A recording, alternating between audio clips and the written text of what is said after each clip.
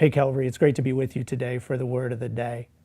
I don't know if you've noticed it or not, but it seems to me like people's fuses are growing shorter and shorter during this pandemic.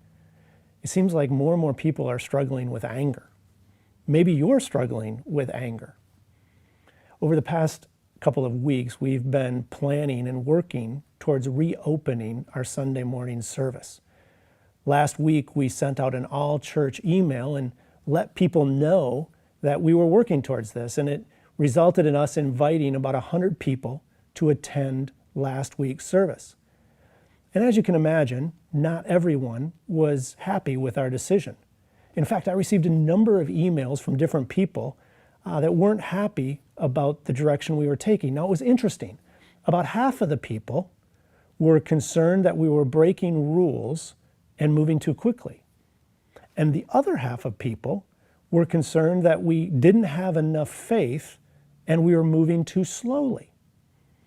So when I received these emails, initially I thought I would just respond via email. But then I realized as I started to write the emails that it was kind of difficult to write kind of a kind, accurate, clear response. So I thought I'm just going to start calling people. So I ended up calling people back who expressed concerns and had some really good conversations. They were great conversations with people. And we just kind of talked through the various concerns and various thoughts that people were having about us reopening Sunday morning services. But it was interesting. There were a number of people that were just kind of angry when we spoke. It was as if there was kind of nothing I could say that would kind of make them happy or alleviate their concerns. It was just they were really upset. And no matter what I said, it just seemed like they wanted to kind of keep on fighting. Now, I recognize that these are difficult times, trying times, frustrating times, and we all have our own opinions on how things should be moving one way or the other. But as followers of Jesus, we are called to something higher. We are called to be distinct and different from the world around us. So this afternoon, I'd like to share with you some verses that God brought to my attention in this regard. And as you know, we're currently in a series in the book of Titus. And these verses that I want to share with you are from Titus. We looked at one of the phrases a couple of weeks ago, and the rest of the verse is kind of a foretaste of sermons that are to come. But listen to these verses, two verses from Titus chapter 3, verses 1 and 2. Remind the people to be subject to rulers and authorities. That was a few weeks ago. Paul continues, remind them to be obedient, to be ready to do whatever is good, to slander no one. And here's the focus for today. Here's the word for today. To be peaceable and considerate, and always to be gentle toward everyone. To be peaceable. Today, I'd like to remind you as a follower of Jesus that we are called to be peaceable.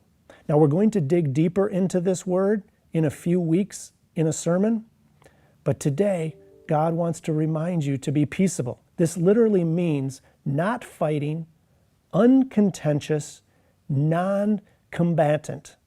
Not fighting, uncontentious, non-combatant. During these difficult times, during this pandemic and all the quarantine orders, do you find yourself fighting? Do you find yourself being contentious? Do you find yourself being combative? Now, maybe you are finding yourself acting that way towards other people, or maybe you're just feeling that way on the inside. I'm guilty of this. Just a number of days ago, I was driving along the East Beltline, and I came to a stoplight on the Beltline, and I looked over at the car next to me. And in the car next to me, the person was wearing a mask, and then I noticed there was nobody else in the car. Well, it's no big deal, right? And it's really none of my business. But as I'm looking there, I'm kind of thinking to myself, well, why is that person wearing a mask when nobody else is in the car? And at first, what I thought was kind of ridiculous turned into frustration. And then I kind of became a little bit angry. And for the rest of the way home, I was kind of stewing about this person wearing a mask in a car while they were alone. Now, I realize that's ridiculous. I was ridiculous. And you know what? I think God knew I was ridiculous too. So he had something waiting for me when I got home. When I got home, I went to the mail and I looked at a card that was in my mail pile. And it's a card from Betsy. But actually, I think it's a card from God that was meant specifically for me, maybe as a mild, gentle rebuke out of God's kindness. But Betsy wrote in the card and quoted Philippians 4, verse 8, and this is what it says. Finally, brothers and sisters, whatever is true, whatever is noble, whatever is right, whatever is pure, whatever is lovely, whatever is admirable, if anything is excellent or praiseworthy, think about such things. On my ride home, I was not thinking about such things. But God reminded me that these are the things that I'm to think about. And today the word for you is to be peaceable, to think about such things. Now, interestingly, after I read Philippians 4, verse 8 in the card, I went and looked up Philippians 4, verse 9, and I wrote that in this card. Paul continues in verse 9, and he writes, whatever you have learned or received or heard from me or seen in me, put into practice. And listen to this last line. And the God of peace will be with you. See, you and I, we're supposed to be peaceable.